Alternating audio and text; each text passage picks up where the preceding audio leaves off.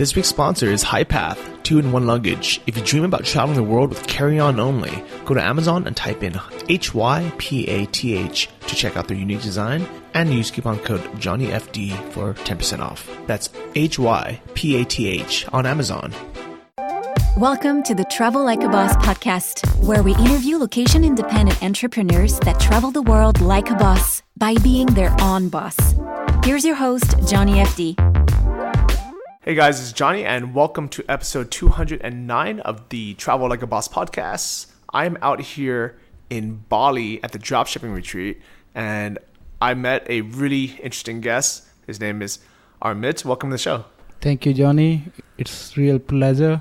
Dude, when you told me your story and how you ended up here, it really blew my mind and I really wanted to share it with everyone. Oh, okay. Thank you very much. First of all, I will say that you are my inspiration. So I really thank you for whatever you're putting out there. So, so I am really thankful to you. But so after 3 years, finally, I'm in Bali in the retreat. So I'm enjoying it. Well, welcome. You've earned it. You worked hard. Yeah, I'll say I won't lie. It wasn't easy, but people like a person like me who had no technical background, so it is very hard for me. So, but still, because of Anton's course, it was like he showed like a kid to like hand his finger and showed you everything. Do this, do this. So it was pretty easy for that. Yeah, it was pretty crazy when you told me how untechnical you were when you started. But actually, before we even get there, where did you grow up and what is kind of your journey? So I grew up in India, northern part of India. So I'm from desert part. So I'm from Rajasthan. And when I was like 18, I moved to Australia. I came on a study visa, and then after that, I finished my studies. And every guy's dream, Indian guy's dream, to drive a big truck. So I become a truckie. So I was driving trucks, I was driving road trains. So wait, that's every Indian guy's dream, is to drive a big truck, like a semi truck? The part, like the northern part, the Punjabi area, like there is a region called Punjab, so it's the river area. So there's a different community that grew up in that environment, that the top level is like being a truckie is like, it's like dashing and you are on top of the world. Oh, is it because there's not that much job opportunity and being a truck driver in especially Australia pays better than most jobs that were available? Truckies got paid real well. And the other thing was like, if you want like quick money, truck is the best way, I will say, because you don't have to go like step by step. You don't have to build a portfolio before. So when I started, like my first job was like on a 7-Eleven, and it was like $10 an hour, and I was doing like one shift in 1 week and like totally in 4 shifts in a month. So it was really shitty situation. Wow. So you moved to Australia on a study visa and you started working at 7-Eleven for $10 an hour, and then you got the dream job as the truck driver. Was it like a big semi truck, like an 18-wheeler, or how big was it? No. I started as a like 10-wheeler kind of thing. It's called HR truck. And when I on my first week, I did 3 days, and I was like from around 420 a month, I did in 1 week like 720. So it was big change for me. And then after that, the rest is history. And then I keep growing, like every year I change my license to bigger truck. Okay. So but when I quit my job, I was like on road trains. So can I ask, how much money were you earning when you were working in India? I never worked in India, so I worked in Australia. Okay. And I guess that was already a big move, right? From moving from India to Australia. Is that like a big kind of goal for a lot of people? Yes. I'll say like now when I go back and I see every youngster wants to go abroad, it doesn't matter where he wants to, like wherever you want to take them, like all like big countries, Australia, New Zealand, Canada, USA, UK, wherever you take them, they will go. I guess just because the opportunity for jobs are so much better and the pay is so much better than working locally in India, right? Actually, the thing is that there is a mentality now that you can grab like more opportunities overseas. But now, if I will be advising myself, then when I came here, I could say that if I had the intern course there, I could do that there as well. Yeah, I can see that. I mean, I think the power of location independent businesses like dropshipping is the fact that you can do it from anywhere in the world. Like I built my stores when I was living in Chiang Mai, Thailand. So there's no reason why someone can't do it from India. You know, I think it's a little bit more difficult in terms of, you know, getting the business license or having a credit card or having, you know, a tax ID, but it's possible. And the nice thing is it's much cheaper, I'm assuming, to live in India than it is Australia. So if you're making the same amount, you can save a lot of money. Yeah, and like I'm from like middle class family from India, so we are doing just fine there. But I wanted to do on my own. I didn't want it, like it's culture in India, like you inherited your father's earning whatever he has. So if I wanted, if I don't go Australia, that should be fine. But what I wanted to do something that I build, so that's why I moved to Australia. And nowadays, like a lot of guys just want to do that to get something else that they made. So. Yeah, but that's a good mentality. Instead of just being comfortable living off of your parents, which I'm sure he would be happy to keep you close and just, you know, take care of you, basically. Yeah. It's a good entrepreneurial mentality saying, I don't want that easy life. I want to make my own life, even if I have to work hard in another country. Yeah, that was the mentality that I had, that whatever my father made, it was what he made. What I will made, I can show the world that this what it is that I made. So yeah, that was the mentality. And when I moved over, I knew that it will not be easy. But yeah, so there was like every student who moves to Australia or anywhere else, it's not easy for students, but it's like a big change in your life. I love it. I've always respected the Asian, the Indian culture. I remember growing up in the U.S., Indian people in the U.S., like during that time, it was kind of the first generation, and they were not treated very, very well. You know, everyone, you know, because they're the new people. Yeah, new kid on the block. Yeah, everybody treated them badly. You know. Yep. And like nobody accepted them. Yep. You know, most like American people, you know, didn't accept them. Asian people, we didn't accept them. We're like, no, they're not Asian. They're Middle Eastern. Yeah. And Indian people were like, no, we're not from Middle East. We're from Asia. And you're not from nowhere, right? Yeah. But like Asian people, like even us, even though we were immigrants, we were already the second or third generation. We're like, no. We're like, you guys aren't Asian. You guys, you know, you guys are your own place. Yeah.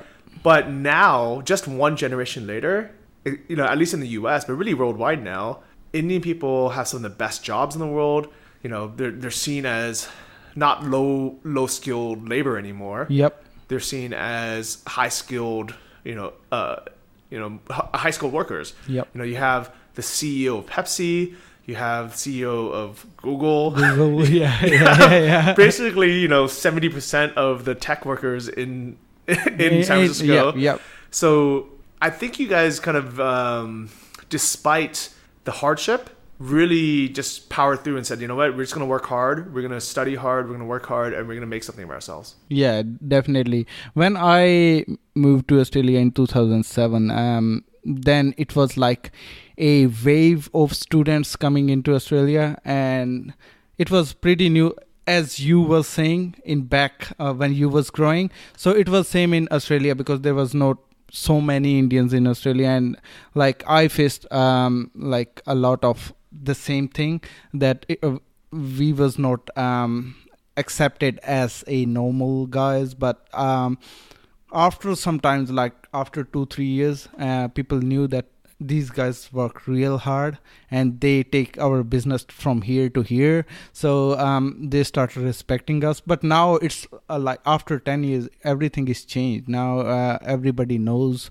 who we are and how. Now everybody is happy with like Indians over there. Yeah, it's crazy. Like I think you guys did a good job. Yeah, I'll say, yeah, like Indians are like very hardworking. They don't mind to go extra mile for the business they're working for. So that's always a plus. Yeah, and also I think even then culturally, people are very different. But I think one good thing Indian people did was they brought food with them. Yep. And what's funny is the first, 100 times I've eaten Indian food, it's always been at a really nice restaurant with white tablecloth, wine glasses for water, and really good service. Yep. And I assumed that every Indian restaurant in India was like the same, but it's the complete opposite. Yeah, it is complete opposite. Yeah. It's like, if anything, it's like really smart that Indian people around the world, they decided, like, it's almost like they secretly said to each other, hey guys, nobody knows that our food is really cheap. Let's pretend we're 5 stars and we'll charge more money. Yeah. We just make it look fancy and let's not lower the price. Yep. And people will still come. Yep. And they did. Yep. Indian food is like real good. I'll say if you go to a good restaurant, they always have like professional chefs, but don't go to like very small and on the corner block restaurant, because you won't get that quality, I'll say. But in India, it's totally different. It's like totally different scene, but food is like very good. It's good as well. Yeah. Okay, I like it. I think everyone listening has probably had a lot of Indian food. Yeah. And so they love it. So at 18 you moved to Australia, to Melbourne, was it? Yeah, Melbourne. Right. And what was life like? I guess, what was work like driving the truck? So I'll show you step by step and you will see the struggle, how I did. So I moved to Australia. I don't know anybody, just one of my best friend. He was like before me there, like 6 months before me, and he came to pick me up from airport. And then where we went, there was all students, and then so we was getting higher like in numbers, so they want us to leave. So I rang back home and I told, because I have a relative in Melbourne, so we asked his help that can you please organize something for us to live in. So he organized he was very good man, so he organized a flat for us. So now because of the wave, everybody is coming to there. So it like every month there was 2 another people who I know or my friend know was coming to us. So suddenly there was 15 in one apartment building, and like we were sleeping on, it was 1 bedroom apartment and 15 of us. Wow. Yeah. That's insane. Yeah, it was insane. But on the saving side, the expense was like $45 a month in Australia. Wow, your rent was $45 a month in Melbourne. No, everything like groceries, bills and everything. So we were saving on that part. A month? Yes. That's like $11 a week. Yeah. In Australia, you can't even buy a hamburger for that. Yeah. So that was the story. And then suddenly we realized that we are getting too many. So we had to hire another, we leased another house. Okay, so after 15 people, you realized this is a little bit too much. Yeah, because we was all kids. We was not like there was no adults in us, so we was happy to do that because we wanted to be with each other and save money. Yeah, that was the big part too.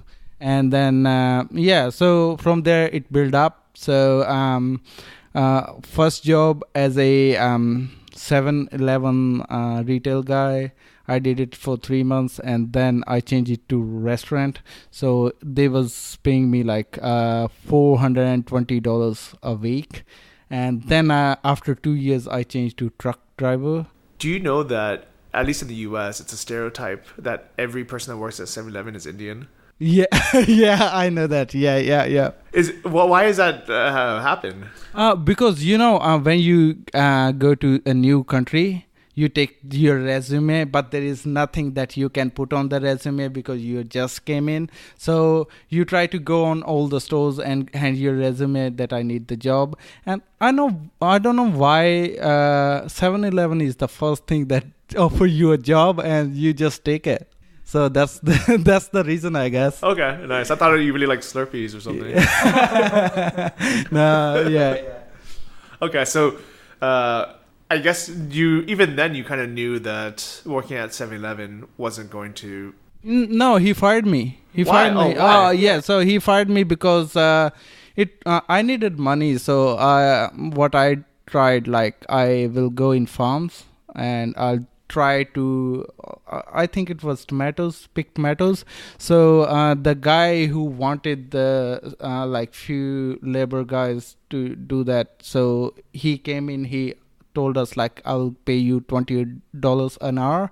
We said, okay, it's better than here that I'm getting like $90 a week, so I should move on.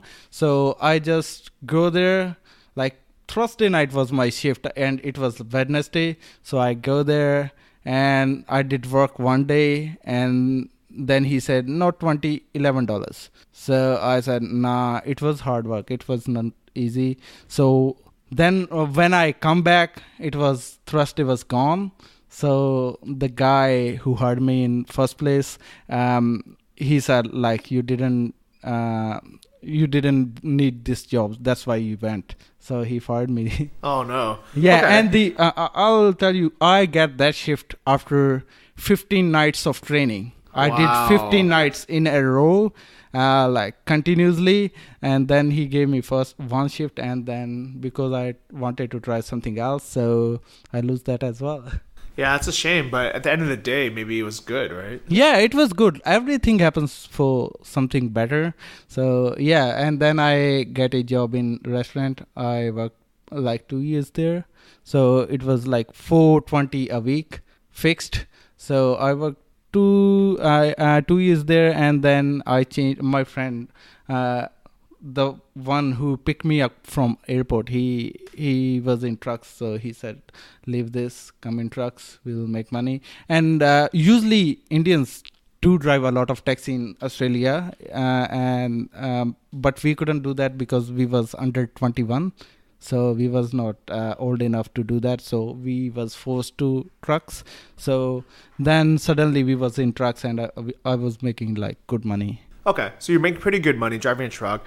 Was it long distance or? No, just the short distance. Okay. And what happened then? So after that, so money keep rolling in. I got my PR, I got citizenship and all that. And suddenly I realized that time is passing so quick.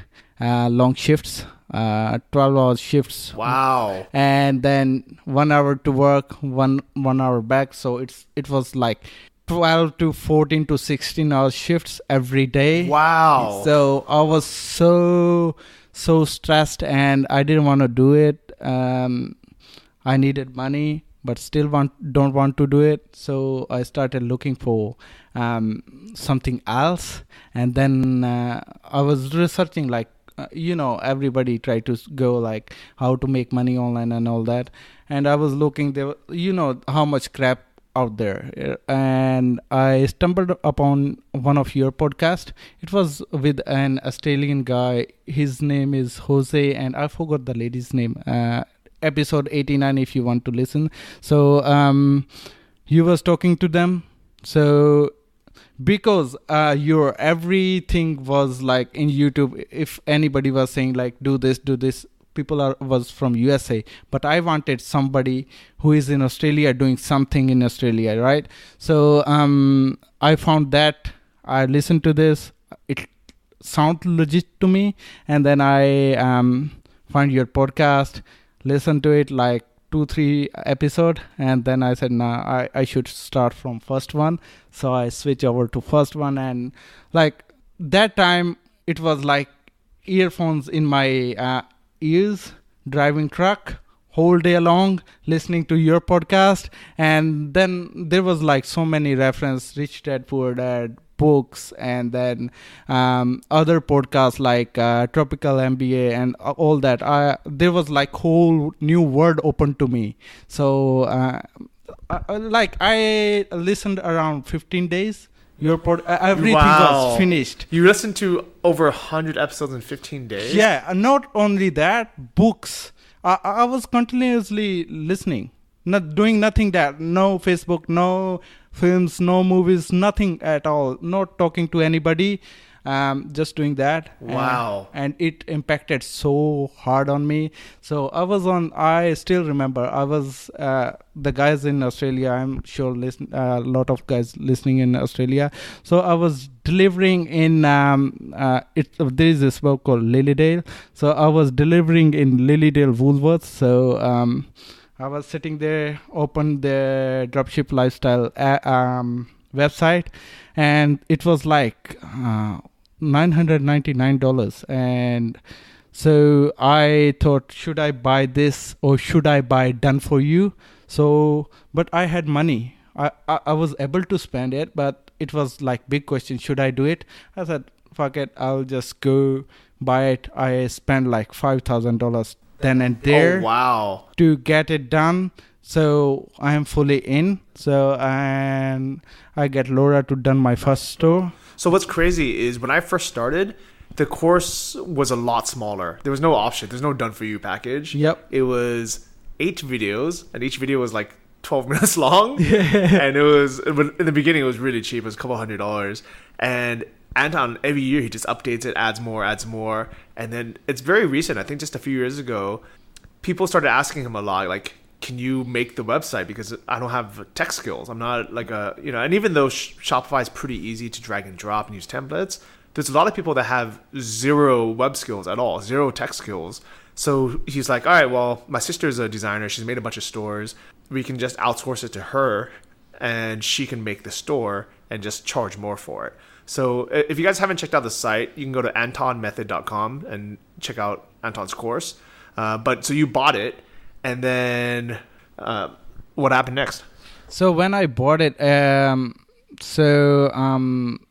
started my niche selection.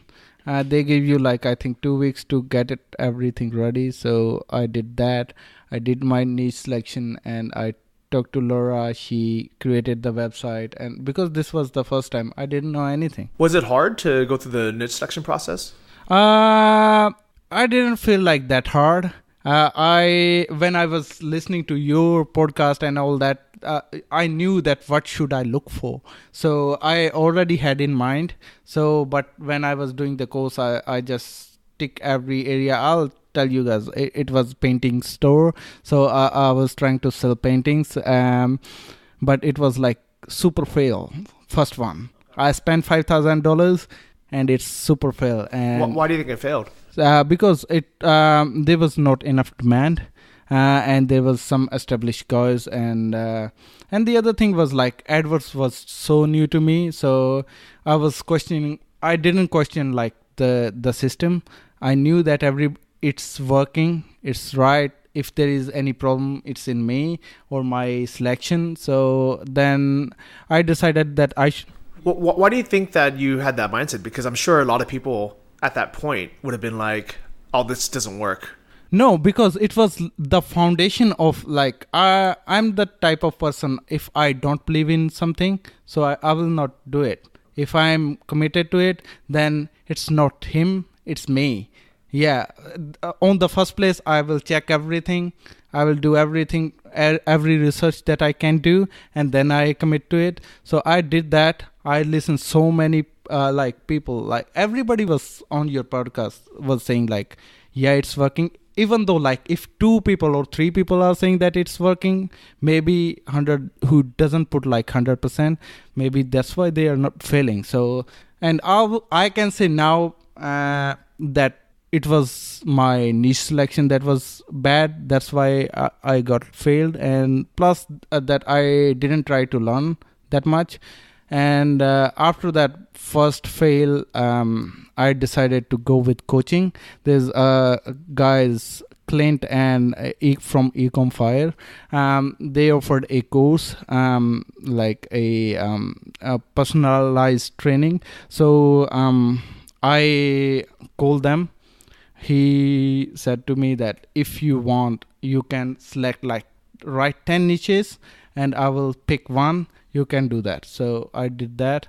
I gave him 3. I said, select one of them.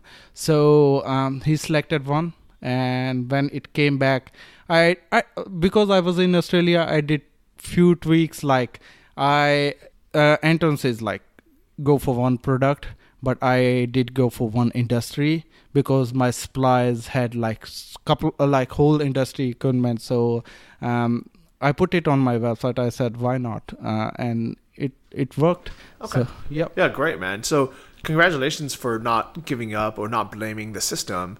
Thank you. And just going forward, because I know it's not easy, especially in the beginning when you're not sure, it's not working yet, and you spend a lot of money. You spent $5,000. It was 6 now by then, and I was out of money then because I spent so much money. So I couldn't turn back to Laura because it was another $2,000. So I was forced to learn to make the website.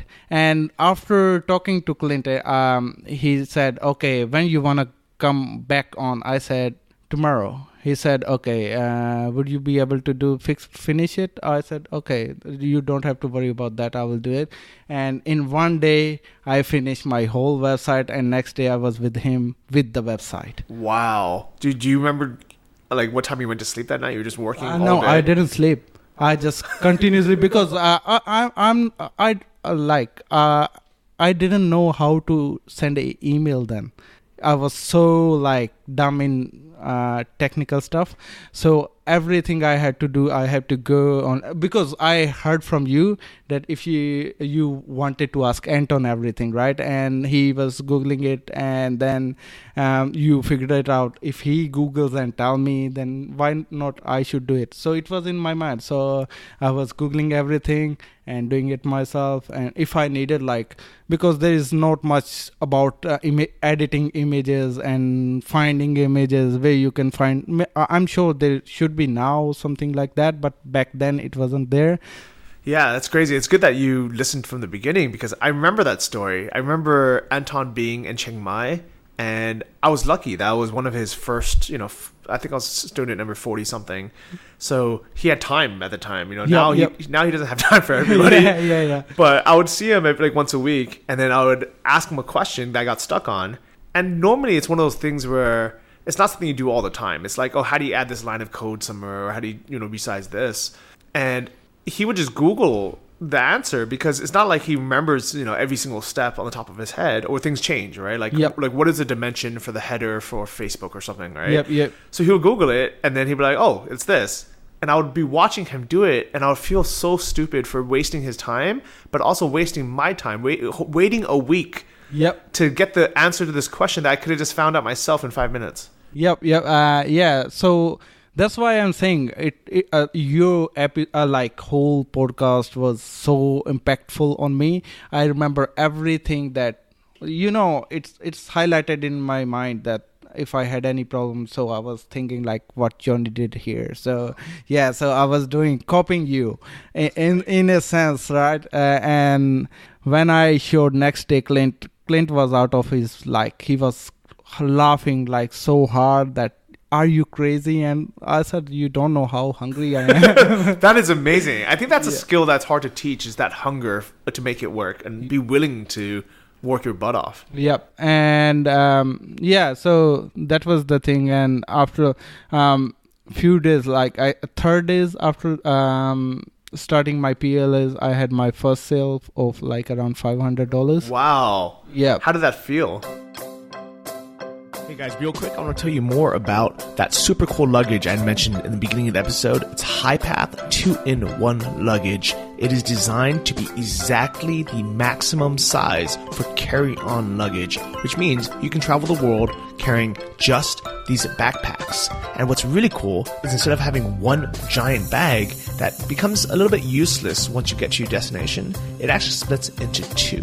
It's perfect for digital nomads and people who want to travel like a boss. You get a normal backpack with a laptop sleeve, which is perfect for day trips and working, and a larger piece of luggage that you can just leave at home or in your hotel or your Airbnb when you are in your destination. So between the two bags, you get the maximum amount of luggage allowed by most airlines, and you don't have to check in bags. So check them out. Go to Amazon, type in HYPATH, which is HYPATH, and you can use the coupon code JohnnyFD to get 10% off. Once again, go to Amazon.com, type in HYPATH, HYPATH, and use the coupon code JohnnyFD to get 10% off. Check them out. I was like, everybody was keep talking like the sound of cha-ching, and I was like, I wanna feel that feeling so like I wanted that so bad. So I was always like near to my ear. I try to listen. Yeah. Do you remember where you were when you got that? Yeah, definitely. I was coming from my work to my home, and on way back, my company gave me a slip to pick up your uniform from one of the stores.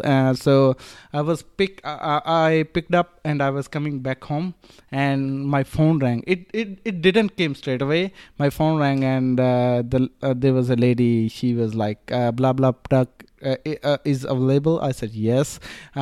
She said, okay, how do I order? I said, go online and just place the order, and she did. So I knew it was coming, so I was like putting my phone to my ear to listen that sound. So that was the first order, and rest is history. Yeah, that's amazing. Yeah. Did you celebrate that night? Oh my god, you don't, because nobody does that in my whole, whoever I know. So my wife, as you know, she was very spectacle about it. So she was like, why are you not going to work properly? I was taking day offs sometimes because I need to get work done. On first day, she said, okay, congratulations. Second day, like on the same day, I got another order. She was like, okay, good. And now I was like, every time an order comes up, I will chill like Still now? Yeah. No, not now. Now it's like normal, but I remember a day, like I was having like a very good day. People like don't talk about bad days. Like everybody has bad days. Like there is a order cancellation of $6,000 and it goes like down. But when I have good days, like people, my phone starts ringing, right? And one day it was like $6,000 order. Then next one was 2,000, and then 8,000. And my wife was standing next to me, and he was like, my heart is beating so fast. Wow, that's amazing. Yeah. So did she ever apologize for not believing in you or the system? Yeah, she does. She does. Every time when now on retreat, she met so many people. So she was like, I didn't believe him. Yeah. I'm sorry. Wow. But now she know that if I'm doing something, so I do with all of my heart. So now she believes. Yeah. Yeah. Well, she's laying by the pool right now, right? Yeah, definitely. Yeah. And so I think there's some lessons that we can learn from this is sometimes you need to just commit 100%. Yes. And even if it doesn't work the first time, you have to do whatever it takes to make it work. Yeah, definitely. If second wouldn't work, I would start third one. Yeah, definitely. I was so like I was dreaming about it like crazy. Did you really not know how to send an email when you started? Yeah, definitely. The guy I was my best friend, if ever we had any technical problem, so we will go to him, ask him that like let's say we want to add a printer on our phone. We didn't know how to do it. We'll go to him and he will just do it, and we don't pay attention to it because so was he like your in-house Indian tech support? Whatever we need, like if we are having any type of problem, he's a problem solver, I'll say, from day one. So now I do everything myself. I never go up to him. It doesn't matter what, if it financial, like anything, I do it myself. But before, if any financial, I just call him like, this is comes up. What should we do? And he'll say like, I'll call you back. So Oh, wow. yeah. So how did you actually find out how to send an email? So after that, when I bought the course and all that, then I needed to send emails, right? So I Googled it, like how to make account on, Gmail. And that's funny, my first Yahoo mail was created by him as well. So he created the mail so I can put it on my resume. So if somebody sent a email also, but back then I don't know why it was a big deal to learn all that. I think I never bothered to learn it. Yeah. So would he like receive the email and then tell you had an email? No. I tell you another funny story. Back then, I think there was iPhone 3 came in. So he's told me that there is an iPhone 3 comes in. But we was kids like. So he said, I want to buy this. You want to buy this? I said, okay. So, but for 4 years, we didn't even know that there is apps to play in. So it was just like calling somebody, taking pictures, and that's it. So nothing else. You didn't even know how to download an app. Nothing. And then after like 3-4 years, like one of my friends he was playing a video game, like games on the iPhone. There was a app. I think I forgot the name, but he was playing. I said, how you download this? So he showed me the app store, that there you have to make an account and this and that, and you can download whatever you want. So that's crazy. Yeah. I mean, so now, you are a successful online business owner. Yeah, that's crazy. Yeah. Do you ever think back? Because that wasn't that long ago, right? Yeah. No, it's 3 years. Yeah, 3 years. It must be night and day. Like, it's totally night and day. What I felt like is it's your mindset that if there is something, there is a problem, you want to solve it. If you want to solve it, you will find a way.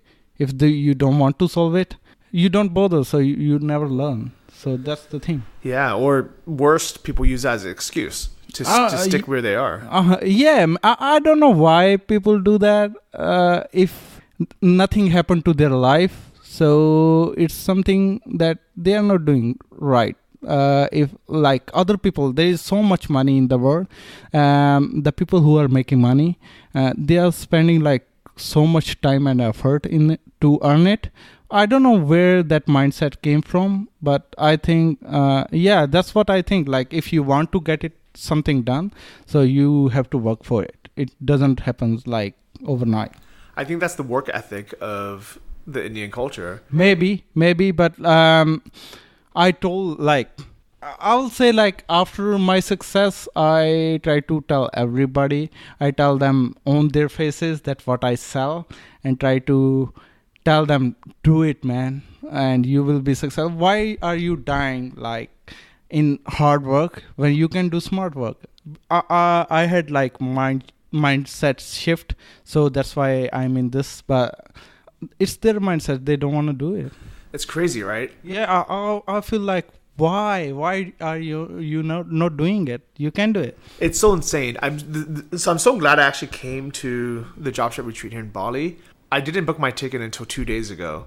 I wasn't going to come because I had sold all my dropshipping stores already 2 years ago, and even though I'm in the process of starting again to build some new ones, yep, I was just like, I don't really need to go.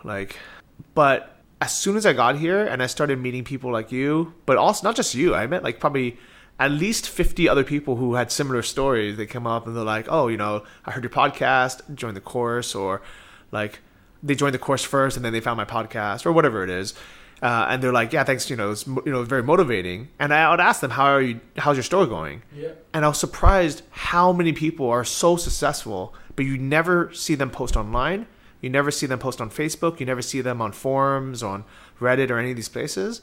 And it's so refreshing because when I look on Facebook groups, on YouTube comments, or these online forums, everybody's still saying like, oh, it doesn't work. It doesn't work. It's too late now. It used to work, not anymore. Or it doesn't work in Australia. Or it doesn't work here. It doesn't work here. And it drives me crazy because, like, when you just hear that and you're only online, you're like, okay, maybe it doesn't work. Have you heard the story of Kala? No, what happened? Yesterday she gave a talk. Yeah, have you heard it? Yeah, actually, I'm gonna get her on the podcast for the next episode. Yeah, the dropshipping mom from Australia. She is inspiration to me. She has as she was telling, like, she had 3 kids. I was like, me and my girlfriend at the time, and she was like so pissed because I was spending so much time. I didn't give her like that much time because I was that hungry, right? But with the kids, it's so hard. Like, adults can understand what the situation is, but kids won't. So it is like, she did in a year, I think 76,000, something like that. Yeah. So in a month. So she started last year. So I think her best month was $76,000 in a month. That's insane. Yeah. That's way higher than mine. Mine was like 40,000. Yeah, mine was like max 43. Oh, good. Nice. Yeah. So, but the thing is, like, if somebody is saying like it's dead, maybe you have to think again, because she started like last year. Well, what's really funny is I remember everybody was saying, oh, it only works in the US. It'll never work in Australia. And they gave all these reasons, They're like, oh, the country's too big, shipping's too expensive, there's no map policy, there's no minimum advertised policy. And because I wasn't from Australia and I, hadn't met anyone who had done it before, I would just be like, oh, maybe you're right, because I didn't know what to say. Yep. I should have said, like, everything is possible. Just go for it. Just try it. And with the shipping, you say, you will surprise how much money I make off the shipping. Oh, you mark it up? Yep. Wow. I do. Yeah. I generalize it. Sometimes I lose, like mostly I win. Sometimes, like, if it's like $150 shipping, I will say this product will go like 150. But if it's going too far, maybe it's $200, I lose 50. But mostly it's like $70. So I make $70 on top. Yeah, because most people live in like Sydney or Melbourne. They don't live in like Darwin, right? Yep. So it's your mindset, what you want to do with it. So I don't know why people say that, but I will say, like, it's wild west. So it's a gold mine right now. So I think so too. I really think that if you're Australian, you need to get in on it. Yeah, and I'll say it doesn't matter you go in what, you will be successful, but you should have to put like the work it takes. You have to go out there, meet your suppliers and talk to them, try to explain them. And I think people are opening more to it. So now they know what dropshipping is and how it works. Did you ever face any adversity, calling suppliers on the phone with an Indian accent, Not really. When I called my first supplier, so it was like butterfly. I think everybody has butterflies in their stomach, but same with me.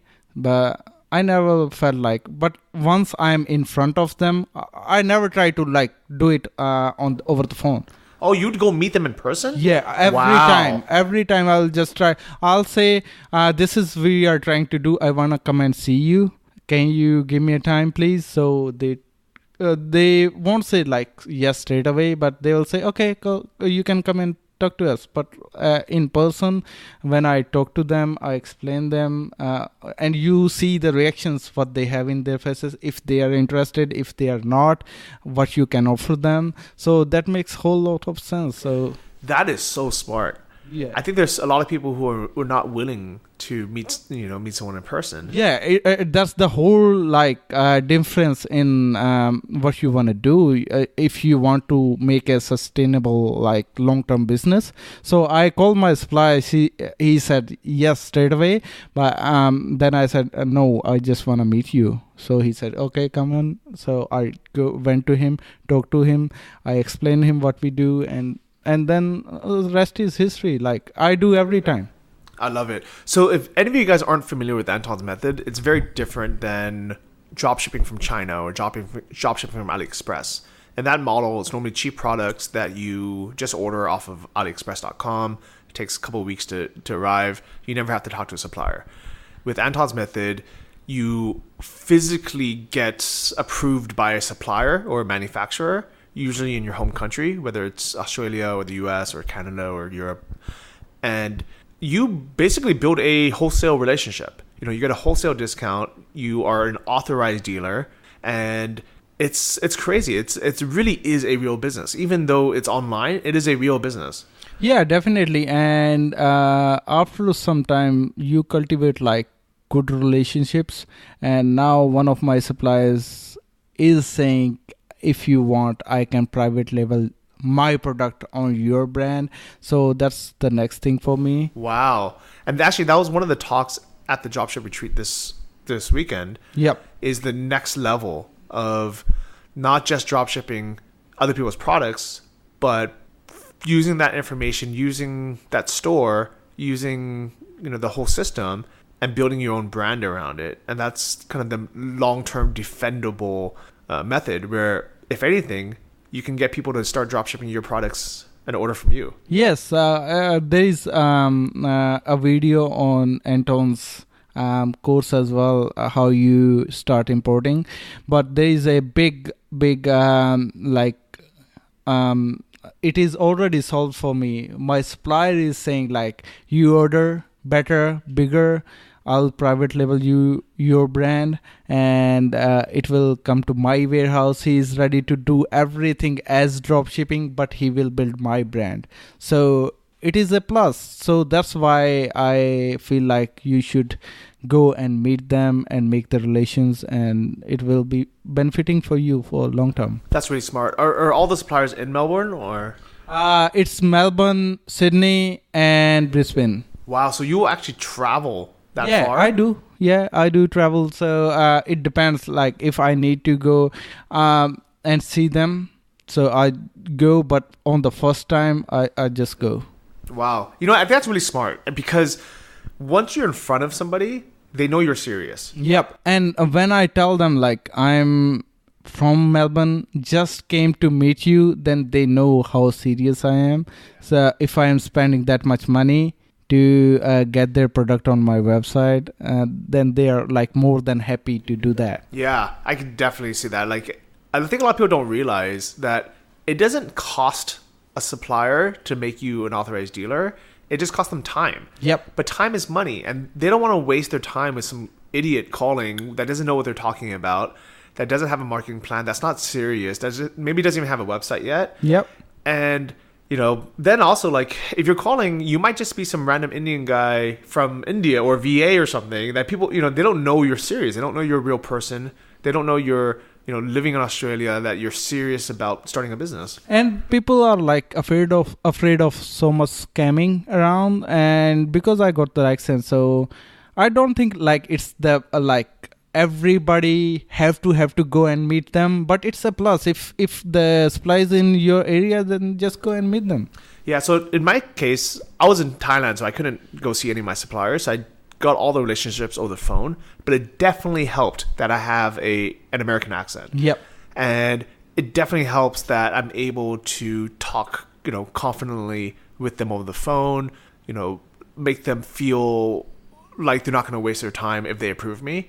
But even though I never actually needed to see them in person, when I was visiting California for the holidays, I made a point to go see them in person, and it made our relationship much stronger. Yep. I got better pricing. Yep. I got insider information about which products are selling better. Yep. I got to take photos and make videos inside the warehouse to show how legit we were. It really helped. Yeah, it does make a lot of difference. Like if you just, it's all about like going extra mile, so it makes like if the others are drop shipping the same products, but you are trying to be closer to your supplier, it definitely helps.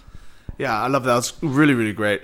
So can I ask you how much revenue you're generating now? So it's around 60,000 a month average for like all my 3 stores. Wow, that's crazy. Yeah, yeah, it is. And about how much profit is that? So it's almost around like average around 20% profit. Okay, so that'll be what, 60 So it's around, I never calculated. So it's around $12,000. Wow. Yeah, $12,000. That's a lot. Yeah. That's well over 6 figures a year. Yeah, that's why I was able to start my offline business as well. So because I was cultivating that, and so I started my another business, offline one. Actually, I tried to niche it. Like I was trying to make a store, dropshipping store, and then I realized people are more interested in getting the item installed.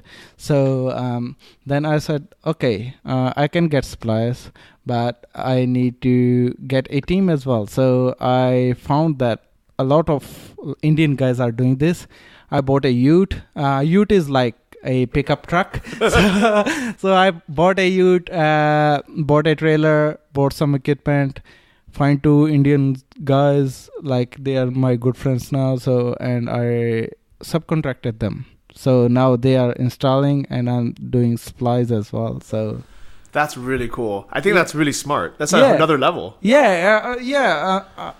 Every opportunity that comes in my way, I try to maximize it. So that was something that but I'm still learning in that area because offline business. The other thing is like dropshipping is easy. Somebody pays you, you pay the supplier, and job done. You ship, suppliers will ship it and all that. It's easy. But when it's like you get like a customer, you have to give a quote. Then they say yes, then they pay 50% upfront, then you have to do the job, and then after job done, it depends on them if they want to pay or not. If they are not paying, then you have to follow them with emails. If they still don't want to pay, then you have to go legally and all that. But I'm still learning, so it's a learning curve every time. But it's a new opportunity. I'm like exploring, but we'll see how it goes. Well, that's cool. I mean, and I think, do you think that the skills that you learned from running the online business has helped with the offline business? Yeah, definitely. If you talk to suppliers and you tell them you have like these websites, you are already doing business, and these are my website. I registered my companies as well. So like I'm fully legit person, so it's a lot easier now to talk to people, and I do make money on my business, so it gives you so much confidence. Now I feel like I'm a businessman, Yeah, so, you are a businessman. Yeah. You're no longer a 7-Eleven cashier. Yeah. Yeah, so that makes a whole lot of difference, and all the skills are. So if I say I didn't learn from online business, so where it came from? So definitely it came from like online business as well. Can you imagine what your life would be like if you were still a truck driver? So it would be same. Today is Sunday, right? I would be at home, but like I would be feeling about waking up tomorrow early and like thinking, oh man, should I have to go again? Like that would be the feeling in my mind. But now it's like so much changed. I'm planning to travel now a little bit. We'll see how it goes. So I'm planning to come in Thailand end of this year or starting of next year. So we'll see how it goes. I love it. Come for the Nomad Summit. Yeah, I will definitely come and see you there in Thailand. That'd be great. So if you guys want to hang out and you want to meet in person and not just with us, but kind of all the hundreds of other people who have done the same thing, the Nomad Summit is going to be in Chiang Mai, January 19th, 2019. You can get tickets at nomadsummit.com. And is it going to be your first time in Thailand? Yes. This is the first time out of like India and Australia. I go out somewhere just to visit and explore. This is the first time. Nice. What do you think of Bali so far? It's beautiful. It's so nice. How was yesterday's rafting? Yeah, the whitewater rafting was amazing. It was so beautiful going down the river in the jungle. It was intermediate, not intermediate. It was starting rafting, but like starters, beginners rafting. But the scenery, oh my God, it was so beautiful. Every corner there was like a waterfall there. Yeah, there was so many waterfalls. And I remember one point they carved statues into the rocks. The crocodile and the like Buddhis and like this was so amazing. It was beautiful. Yeah, I love it. I mean, I would never live in Bali as an entrepreneur to do online business just because the infrastructure sucks here. The internet still sucks. It's hard to get around. And just all these things like aren't as good as Chiang Mai. Yep. But it is so beautiful. And like if you want to be an Instagram model, come to Bali. Actually, no, go to Chiang Mai. All the Instagram models should go to Chiang Mai. But no, if you want to take beautiful photos for your Instagram, come to Bali. But if you want to like level up your business, go to Chiang Mai. Yeah, definitely. That's the another reason this is the first time I was thinking like, how will I feel when I will see other people who has the same mindset as me doing the same thing, because I was not able to connect with other people like other Indians do, like in Melbourne they have their own business, but they had no idea what I do. I explained to them, but they don't get it. So it was so hard to explain and talk to somebody who is like you. And but here I feel like I'm at home, the feeling of like people around you, you know them, they understand you, you understand them.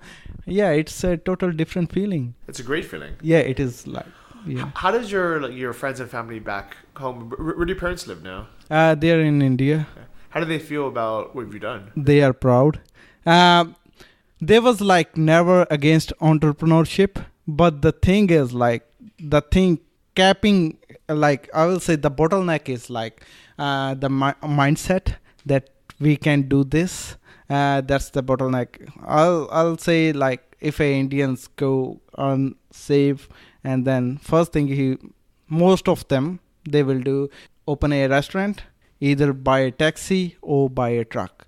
As a truck driver, I should be buying my own truck, but I was like so embedded in my mind that I'm not gonna in trucks no matter what.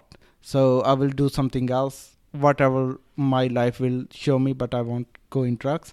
Yeah, so that's the reasons. Yeah, when I told them that I'm now selling online and all that, like they are educated people. They are not like very uneducated. My dad is like he was educated lawyer, and so I am from educated family. But the thing is like they was open to entrepreneurship, so they are real proud and they was so happy. But they are not sporting with the travels, because as I explained you, like it's not cultural thing to travel in India. Where I came from, right? Yeah, it's still crazy, but it's great that you've bypassed it all, and you're, I mean, I guess you're living the Indian Australian version of the American dream now. Yeah. And the other thing is like my friends, my family, they never said like, no, you shouldn't do it. Even though my wife, she was skeptical about it, but she never said you shouldn't do it. She was like, okay, go, do it. Do what you want. And so that helped a lot. But they don't understand what I do, but they are always like, if I'm trying to do something, there's always behind me. Try do it. If you lose money, we are there to help you. Okay. So yes, I think that's really great that your wife was supportive. I think that's a quality that everyone should look for in a partner, is someone who is going to support you when you're trying, when you're, even if you fail, don't say, oh, I told you so, or, oh, you loser, but instead say, if you think this is right, keep going. Right? Yeah, she was like, if I would fail, she would like, at least we tried. You never know if you don't try. Yeah, and maybe it's good for her to be a bit skeptical in the beginning. Yeah, it's life, As a guy, I might be like a bit running from my responsibilities, but she's a girl. She has to look for everything, And if my parents are like, he's stupid, you have to take care of him. So it was her responsibility to take care of me. So that's why she was skeptical about it.